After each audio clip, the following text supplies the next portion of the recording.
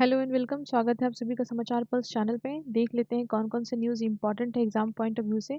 सबसे पहले हम बात करने वाले हैं इंडिया की पहली टेस्टिंग टनल के बारे में। क्या है ये टेस्टिंग टनल, इसे डिटेल से जानेंगे। देखिए, ये इंडिया की first hyper velocity expansion tunnel है, टेस्टिंग टनल फैसिलिटी है। क्या है, कैसे काम करती है, पूरी टेक्नोलॉजी को समझेंगे। लेकिन सबसे पहले हम ये बात करें कि ये जो टेस्टिंग टनल है, राइट, ये कौन सी बॉडी के द्वारा बनाई गई है, कौन सी संस्था इसके पीछे कार्य कर रही है। तो ministry of science and technology जो मंत्रालय है, उसके अंदर जो डिपार्टमेंट है डीएसटी, राइट। तो डीएसटी यानी department of science and technology, ये जो प्रोजेक्ट है टेस्टिंग टनल बनाने का, ये प्रोजेक्ट मिनिस्ट्री ऑफ साइंस के डिपार्टमेंट, जो ministry of science and technology, उनके जो department of science and technology है, उनके द्वारा दी गई फिस्ट फैसिलिटी। कौन सी फैसिलिटी? फिस्ट फैसिलिटी, यानी fund for improvement in science and technology infrastructure. तो गवर्नमेंट ऑफ इंडिया की जो मंत्रालय है, ministry of science and technology, उनकी जो department of science and technology है, उनके द्वारा एक फंड दिया जाता है जिसका नाम होता है फिस्ट। यानी आप इसे याद करके रखो, fund of improvement in science and technology infrastructure. ये जो फंड है, इसके तहत जो आईआईटी कानपुर है, उनके द्वारा ये टनल बनाया गया है, जो हाइपरसोनिक एक्सपेरिमेंट करने में बहुत ही महत्वपूर्ण भूमिका निभाएगी। हाइपरसोनिक जो हमारी जो मिसाइल्स होते हैं, उनका जो टारगेट होता है, इस टनल से परीक्षण करने के बाद जो टारगेट होगा काफ़ी सटीक होगा, मतलब कहीं भी एरर की संभावना जो है वो एकदम से ख़त्म हो जाएगी इस टेस्टिंग टनल के थ्रू, जो है जो मिसाइल है उनको लॉन्च करने पे। तो सबसे पहले क्वेश्चन जो बनेंगे वो ये आपको याद रखना है, टेस्टिंग टनल कौन सी संस्था के द्वारा बनाया गया है? आईआईटी कानपुर, ठीक है, ध्यान में रखना है। नाउ आपको ये भी ध्यान में रखना है कि कौन सी मंत्रालय, कौन सा डिपार्टमेंट, और फिस्ट FIST क्या है यहाँ पे, ठीक है। तो ये गवर्नमेंट का एक फंड है, एक प्रोजेक्ट है, ये भी ध्यान में रखना है। ये टेस्टिंग टनल बनी है, इसकी क्या स्पीड क्षमता है, क्या किस तरीके से वर्क करेगी, तो आपको ध्यान में रखना है कि इसकी जो स्पीड्स है, राइट, वो 3 से 10 हाइपरसोनिक कंडीशन की स्पीड ये प्रोवाइड कराएगी फ्लाइट करने में मिसाइल्स को। नाउ जो नाम रखा गया है इस टनल का, दैट इज़ S2, राइट। और ये बिल्कुल इंडिजिनसली डिज़ाइंड है, यानी स्टेट ऑफ आर्ट टेक्नोलॉजी का यूज़ करके ये बनाया गया है। कौन यूज़ करेगा इस टनल का? इस हाइपर वेलोसिटी वाली एक्सपेंशन जो टनल है, इसका यूज़ कौन सी बॉडी करने वाली? तो इसरो और डीआरडीओ। ऑब्वियस सी बात है, इसरो और डीआरडीओ ही हमारे यहाँ जो मिसाइल्स हैं उनको बनाती है और लॉन्चिंग करती है। तो उसमें ये इम्प्रूवमेंट करने में महत्वपूर्ण भूमिका निभाएगा, बनाने में नहीं बल्कि टारगेट हिट करने में ये टनल विशेष तौर पे काम करेगा। जैसे गगनयान वगैरह हो गए, या हाइपरसोनिक कोई भी क्रूज मिसाइल जिसे लॉन्च किया जा सके, सटीक टारगेट पर पहुंचाया जा सके, तो टनल काफ़ी महत्वपूर्ण भूमिका निभाएगा। और विश्व में मतलब बहुत ही कम ऐसे देश हैं जिनके पास ये सब फैसिलिटीज़ है, इंडिया उनमें एक है। नाउ हम देखेंगे कि इसमें इसके अंदर 4 मेजर फैसिलिटीज़ प्रोवाइड किए गए इस टनल के अंदर, जिसमें जो है फ्री पिस्टन ड्राइव है। नाउ प्रेशर को कंप्रेस करने वाला कंप्रेशन ट्यूब है, और जो एक्सेलरेशन होता है, जो शॉक होता है, उसको एब्जॉर्ब करने वाला भी एक जो है ट्यूब यहाँ पे लगाया गया है। हाई वैक्यूम सिस्टम के अंदर जो है सस्टेनेबल तौर से जो हाइपरसोनिक फ्लूइड होती है वो फ्लो कर सके, उसकी व्यवस्था की गई है। मतलब बहुत ही वैसे कंडीशंस क्रिएट किए गए हैं जिससे एरर होने की जो संभावना है वो बिल्कुल कम हो जाती है ना। यहाँ पे हम देखेंगे इसके अंदर जो है प्रेशर सेंसर डिवाइस भी लगाए गए हैं, मतलब वो मेजर कर सकेगा क्योंकि वो सेंसर है तो बता सकेगा कि किस कंडीशन का जो है प्रेशर ये अभी फेस कर रहा है, जो इंस्ट्रूमेंट है, राइट। और इसके अंदर जो डिवाइस लगे हैं वो बिल्कुल जो डेटा होगा, राइट, जो भी डेटा वहाँ पे गैदर होगा उसको वैक्यूम सिस्टम में उसको ये स्टोर करके रखेगा, जिससे बाद में इसको एनालाइज किया जा सके, राइट। ताकि बाद में जो डिपार्टमेंट है डीएसटी, जो हमारी है department of science and technology, वो इसको और अच्छे से एनालाइज कर सके और क्या किया जा सकता है, इस पर वर्क किया जा सके। इसलिए डेटा को गैदर करना बहुत ही इंपॉर्टेंट है। तो ये पूरा का पूरा यहाँ पे हम देख रहे हैं कि किस तरीके से नेम किया गया है, कौन सी संस्था यूज़ करेगी, क्या इसके सेक्शंस बने हुए हैं इम्पोर्टेंटली।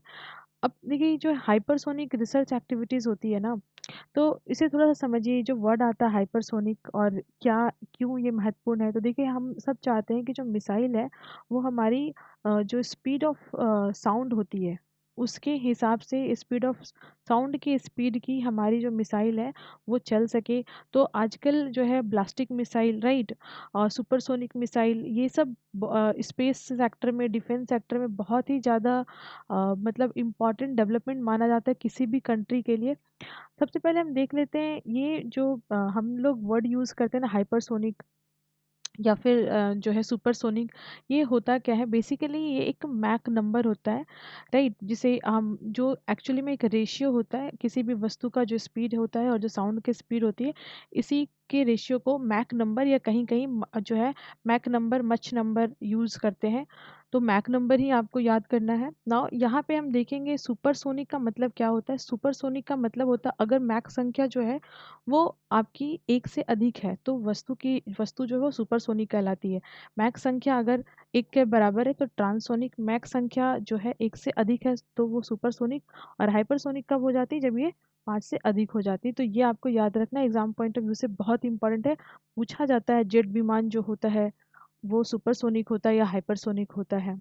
ठीक है, तो इस तरीके से आपको यहाँ पे हेल्प मिल जाएगा।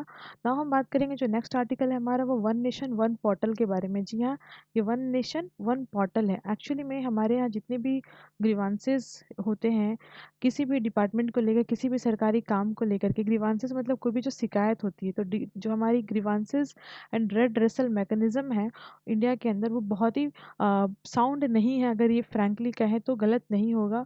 आप सरकार के खिलाफ शिकायतें जो होती हैं बहुत ही उच्च मतलब सही वे में पहुंच नहीं पाती है।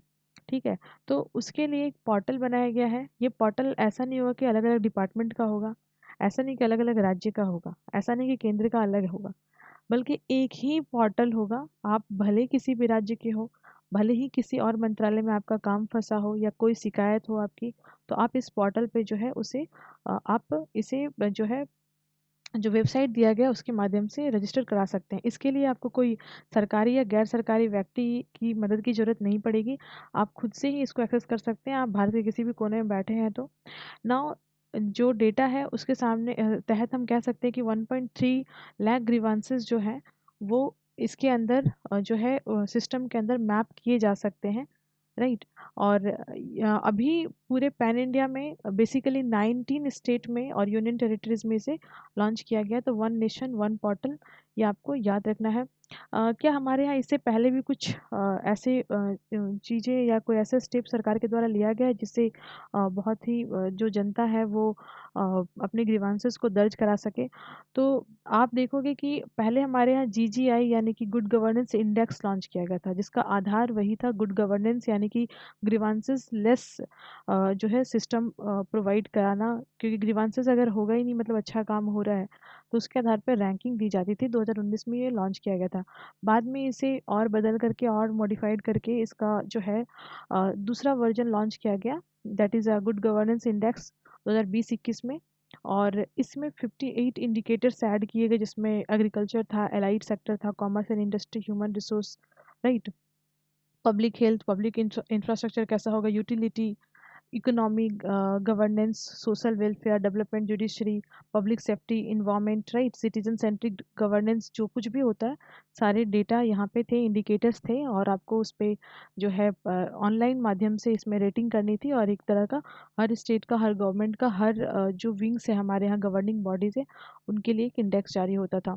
और ये वन नेशन वन पोर्टल मतलब हम कह सकते हैं ग्रीवांसेस का जो सिस्टम है वो और स्ट्रांग हो गया है, ये कह सकते हैं ना। हम दूसरे न्यूज़ की बात करेंगे जो कि एक बिल से संबंधित है। एग्ज़ाम में हमारे यहाँ मोस्टली पेपर लीक होने की समस्या आ जाती है। पता नहीं कैसे कौन सा जो है सिस्टम पीछे काम करता है, जो एग्ज़ाम देने से पहले ही आंसर की बाहर आ जाते हैं। एग्ज़ामिनेशन का सील खुलने से पहले ही जो पेपर है वो सर्कुलेट हो जाता है व्हाट्सएप पे, सोशल मीडिया पे आपको देखने मिलता है। तो इससे होता क्या है, क्या इसके प्रभाव पड़ते हैं और गवर्नमेंट इसमें क्या कर सकती है, वो इस बिल में जो है डिस्कस किया गया है। तो बिल का नाम आपको याद रखना है, public examination prevention of unfair means bill 2023। 2024, right. तो ये जो बिल है लोकसभा में पेश किया गया है।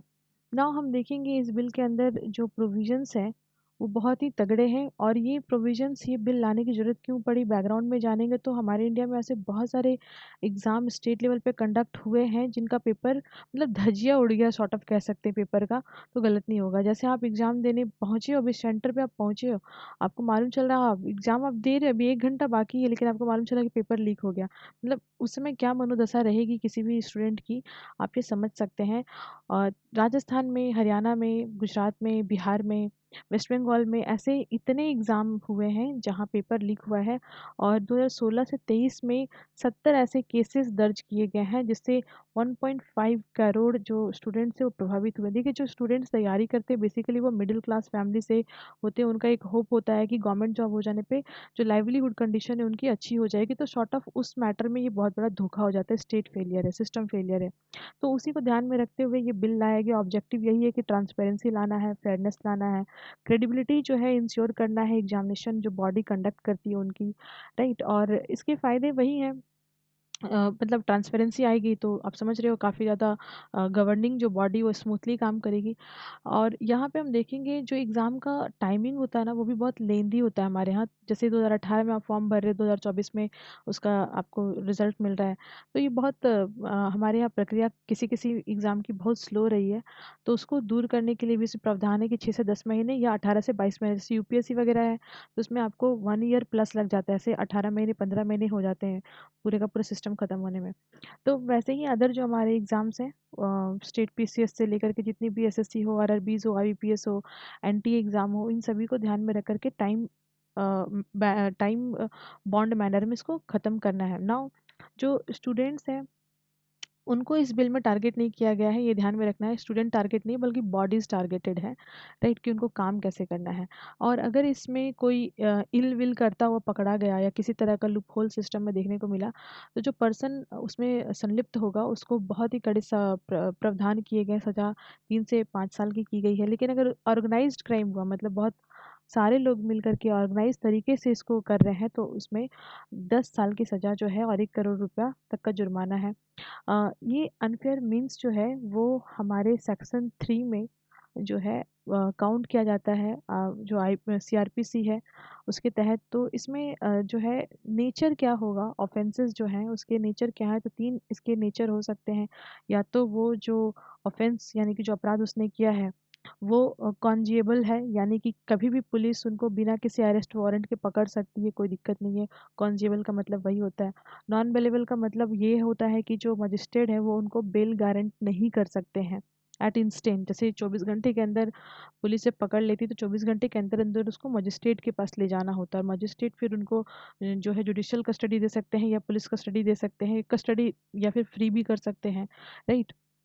तो यहाँ पे मजिस्ट्रेट के पास जाने के बाद भी ये जो है नॉन बेलेबल के केस में आएगा। और नॉन कंपाउंडेबल भी है इसका नेचर, ऑफेंस जो है वो नॉन कंपाउंडेबल भी होगा। इसका मतलब ये है कि जो कोर्ट है, कोर्ट से बाहर आप मैटर को सेटल नहीं कर सकते। ऐसा नहीं कि याचिकाकर्ता जो है जिसने केस फाइल किया है उससे आप जा कर के जो है बाहर में कोर्ट से बाहर आप इसको सेटल कर लिए और फिर मामला ख़त्म हो गया, दोनों अपने अपने केस को वापस ले लिए, तो ये मामला वैसा बिल्कुल भी नहीं होगा। मतलब मिटिगेशन वगैरह का कोई कंसेप्ट यहाँ पे नहीं है, राइट, क्योंकि ऑब्वियस सी बात है पब्लिक क्राइम है तो मिटिगेशन का कोई कंसेप्ट होना भी नहीं चाहिए ऑफिशियली। और यहाँ पे हम देखेंगे कि इस मैटर की जो इन्वेस्टिगेशन है वो डिप्टी सुपरिटेंडेंट लेवल के जो पुलिस होंगे, सुपरिटेंडेंट जो पुलिस होंगे वो करेंगे, हायर रैंक ऑफिसर्स करेंगे। और इसके लिए नेशनल टेक्निकल कमेटी बैठेगी, जांच करेगी पूरे मामले का। बेसिकली मुझे बहुत आश्चर्य लगता है कि हमारे यहाँ ऑनलाइन एग्ज़ाम किया गया ताकि जो भी सिस्टम्स है उसको बूस्ट किया जा सके, स्टूडेंट को बहुत सुविधा मिल सके। लेकिन कई सारे ऐसे ऑनलाइन एग्ज़ाम हुए जिसका पेपर लीक हो गया है, राइट। ये बहुत दुविधा वाली बात है ना। यहाँ पे हम देखेंगे लेकिन एक चीज़ आपको ध्यान में रखनी होगी कि आखिर ये पेपर लीक कैसे होता है। इतने सारे एग्जाम्स होते हैं उनका पेपर लीक हो जाता है, बट सिवाय एक बॉडी यूपीएससी अभी तक इसका पेपर लीक नहीं हुआ। तो इसका मतलब कहीं ना कहीं जो एग्ज़ाम कंडक्ट कराती है बॉडी, वहाँ पे कमी आपको देखने को मिलेगी, ठीक है, जहाँ पे रूल्स को अच्छे से फॉलो नहीं किया जाता या फिर जो है पनिशमेंट का डर नहीं है।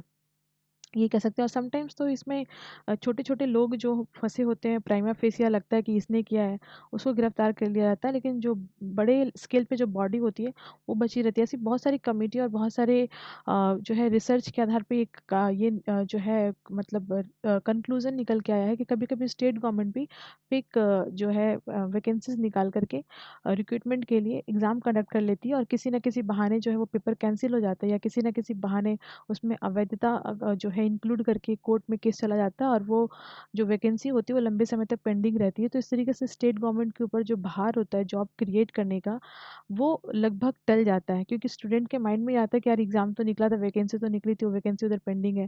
फिर अब जब तक वो वाला क्लियर नहीं होगा तो नई वैकेंसी कैसी आएगी। तो इस तरीके से सरकार जो होती है वो अपना पल्ला झाड़ लेती है, क्योंकि उनको पता है उनको 5 साल ही रहना है।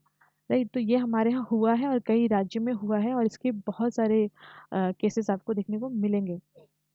नाउ यहाँ पे देखेंगे कि क्या एथिकल इश्यूज आता है। तो देखिए, जो ये एक तरीके से एकेडमिक तौर पे एक मतलब वायलेशन है इंटीग्रिटी का। ठीक है, मतलब जो कर्तव्य निष्ठा है उसकी एक तरह से वायलेशन है, क्योंकि एग्ज़ाम फेयर बॉडी है, वो एग्ज़ाम कंडक्ट करेगी सभी के लिए। लेकिन यहाँ पे अगर चीटिंग हो जाती है, या फिर जो है पेपर खुला करके एग्ज़ाम दे रहे हैं, या फिर पेपर ही लीक हो गया है, तो वो ऑथेंटिसिटी रह नहीं जाती है। अनफेयर एडवांटेज किसी को मिल जाता है, कब समटाइम ऐसा भी होता है कि मिल कर के पेपर लीक कराया गया है। ना यहाँ पे देखेंगे तो ये डिसऑनेस्टी हो गया, पर्सनल अकाउंटेबिलिटी ख़त्म हो जाती है, मतलब कोई जवाबदेही नहीं क्रिएट होती है, और जो संस्था होती है उसकी जो रेपुटेशन होती है वो डैमेज होती है, और व्यक्ति का जो पर्सनली जो उसमें इन्वॉल्व है उनका एथिकल इरोजन तो हो ही जाता है। और नेक्स्ट हम बात करेंगे हमारे यहाँ जो डेयरी सेक्टर है, उससे संबंधित जितनी भी बॉडीज़ हैं, संस्थाएं हैं, उनके जो इनकम टैक्स है उसमें कुछ जो है वो रिडक्शन किया गया है। डिटेल से देखेंगे इसे, तो जो इनकम टैक्स एक्ट है हमारा, राइट, कोऑपरेटिव सोसाइटीज़ के लिए, उसमें बहुत सारे चेंज किए गए हैं। जो प्राइमरी कोऑपरेटिव सोसाइटीज़ होती है हमारी, स्पेसिफिकली जो मिल्क प्रोडक्शन के कार्य में, या जो फेडरल कोऑपरेटिव सोसाइटी है, उनकी जो इनकम है, उनके ऊपर जो है उनके जो टैक्सेस लगते थे, इनकम के ऊपर जो टैक्सेस लगते थे, इनकम टैक्स एक्ट 1961 के तहत उसमें रिडक्शन किया गया है, 12 से 7% का रिडक्शन किया गया है, अगर इनकम जो है वो 1 करोड़ से 10 करोड़ के बीच में हो। कोऑपरेटिव सोसाइटीज़ की बात हो रही है, ठीक है, और ना कि इंडिविजुअल व्यक्ति की। तो इसलिए 1 करोड़ से 10 करोड़ का जो इनकम होगा उसमें 12% से 7% तक का टैक्स रिडक्शन है। इनफैक्ट हम ये देखेंगे कि rate of alternative minimum tax जो होता है कोऑपरेटिव सोसाइटीज़ के लिए, उसमें भी रिड्यूस किया गया है 18.5 से लेकर के 15% तक। ठीक है, ये जो है कोऑपरेटिव सोसाइटी के लिए एक तरह से मतलब बोनस की तरफ आप देख सकते हो, क्योंकि अल्टरनेटिव जो मिनिमम टैक्स लगता था उसमें भी कमी की गई। तो मतलब जो डायरेक्ट इनकम है उसमें भी तो कमी हो रही है, अल्टरनेटिव जो मिनिमम टैक्स लग रहा था उसमें भी कमी हो रही है। अलग अलग तरह के टैक्स लगते हैं। नाउ यहाँ पे देखेंगे जो सेक्शन 269T है इनकम टैक्स एक्ट का। इनकम टैक्स एक्ट आपको याद रखना है, बेसिकली ये बहुत इंपॉर्टेंट बन जाता है। तो 269 क्यों मैं चर्चा कर रही हूँ उस पर ध्यान आपको देना है। 269 इनकम टैक्स का ये कहता है कि जो इनकम टैक्स है उसको अमेंड किया जा सकता है, right, where a deposit is repaid by a primary और एग्रीकल्चर सोसाइटीज़ है। मतलब अगर एग्रीकल्चर सोसाइटी है या प्राइमरी एग्रीकल्चर सोसाइटीज़ है, अगर वो अपना पेमेंट टाइम से कर रहे हैं, तो उनके पेमेंट के सिस्टम को ध्यान में रखते हुए भी उनके टैक्सेस में अमेंड किया जा सकता है। तो ये जो अमेंडमेंट हुआ है, या ये जो टैक्स में कंपनसेशन मिला है, या एग्जम्प्ट किया गया है टैक्स को, ये 269T के तहत किया गया है। ये गवर्नमेंट को ये पावर है कि एग्रीकल्चर सेक्टर में ऐसा वो कर सकते हैं। तो ये जो टैक्स में चेंजेस हुआ है वो एग्रीकल्चर और अलाइड सेक्टर में ही हुआ है, राइट, जिसके तहत जो है जो अमाउंट ऑफ लोन डिपॉजिट किया जाता है, राइट, जो लोन डिपॉजिट किया गया हो 2 लाख या 2 लाख से कम का, अगर आपके खाते में पैसा हो, तो उस पे जो है वो टैक्स फ्री किया गया है। पहले जो लिमिट था वो 20,000 था, अभी उसको कर दिया गया है 2 लाख। मतलब बहुत ज़्यादा लोग इसके फ़ायदे में आ जाएंगे, बहुत बड़ा एम्बिट हो जाएगा। मतलब पहले 20,000 तक का ही था, अभी 2 लाख का कर दिया गया है। पहले जो है 3 करोड़ TDS जो होता था कैश विड्रॉल पे, वो उसको बढ़ा करके, सॉरी, पहले 1 करोड़ होता था, उसको बढ़ा करके 3 करोड़ कर दिया गया है। तो यहाँ भी एक फ़ायदा हो गया। मतलब ओवरऑल जो ग्रुप है उनकी बात की जा रही है। तो उनका पहले होता था 1 करोड़ का, अभी उसको कर दिया गया 3 करोड़ का।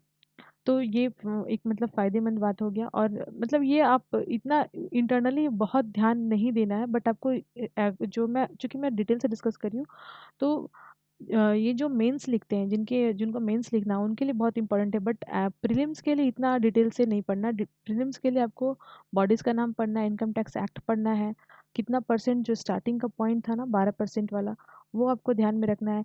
इनफैक्ट जो किसान क्रेडिट कार्ड होते हैं या जो एनिमल हस्बेंड्री या फिशरी सेक्टर हो गया, उसमें जो वर्किंग कैपिटल लोन जो 2 लाख या उससे ऊपर का जो धनराशि लेते हैं उनको, और या फिर जो शॉर्ट टर्म क्रॉप के लिए लोन लेते हैं, शॉर्ट टर्म क्रॉप के लिए जो लोन लेते हैं, आपने पढ़ा होगा लॉन्ग टर्म लोन और शॉर्ट टर्म के लिए, तो उसमें भी जो है रिडक्शन किया गया है।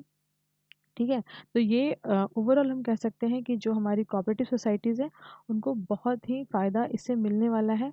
और साथ ही साथ एक और काम किया गया है, जैसे कि जो टैक्सेस लगते थे 7% पर एनम, ठीक है? तो अगर कोई भी बॉडीज़ जो कोऑपरेटिव सोसाइटीज़ है वो रेगुलरली पेमेंट कर रही है, तो उनको एडिशनली जो है वो 3% का इंटरेस्ट सबवेंशन मिल रहा है। मतलब 7% तो इंटरेस्ट रेट है, पर आप चूँकि रेगुलर पेमेंट करें तो 3% का इंटरेस्ट सबवेंशन मिला है। यानी कुल मिलाकर के आपको 4% ही इंटरेस्ट पे करना है अगर आप रेगुलर पे करते हैं तो। तो ये इस तरह का प्रावधान था। तो आज की करंट अफेयर क्लास में बस इतना ही। Thank you. Thanks for watching.